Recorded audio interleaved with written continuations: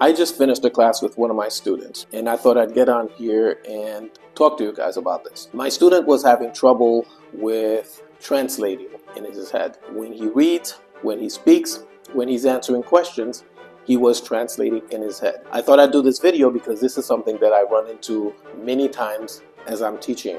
Right? So what happens when we are translating is it stems back from when we first start to learn the language. When we first start to learn a target language, we begin to translate in our heads to the target language and our native language. We want to make sure that what we're saying and what we're hearing is accurate. We don't want to make too many mistakes, right? We don't want to be foolish. So what ends up happening is, over the time that we are learning this language, it becomes a very strong habit. At the beginning, it is our friend, it works. As we get more proficient in that target language, it becomes a problem. Most of us don't realize that this is a problem and it's something that we no longer need to do. It's almost as if, let's say someone has a leg that is hurt, right?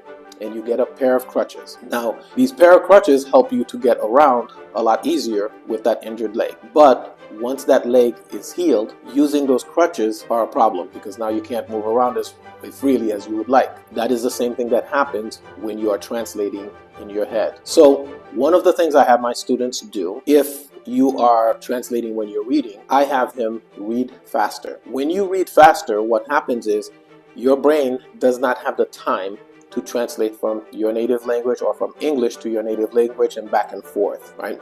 So now you are able to escape your mind in your own language and get the information in English. But initially what happens is a lot of my students do not feel that they have the information, right? I always find that part to be funny because once they do the reading, when I ask them specific questions about the article, they are very surprised to realize that they retained a lot more information. The reason that they didn't think that they had that information is because now they have all that information in English, right? It's almost like when you move into a new house, right? Everything's in boxes and you're not sure where things are, but you do have everything, right? So as we do the lesson, they realize that they are able to retain information in English and they no longer have to translate. So that is one of the things that I help them do. So I hope this was helpful. If you find yourself that when you're reading and you're translating, read faster, you can escape your brain in your native language and you can get that information in English. All right.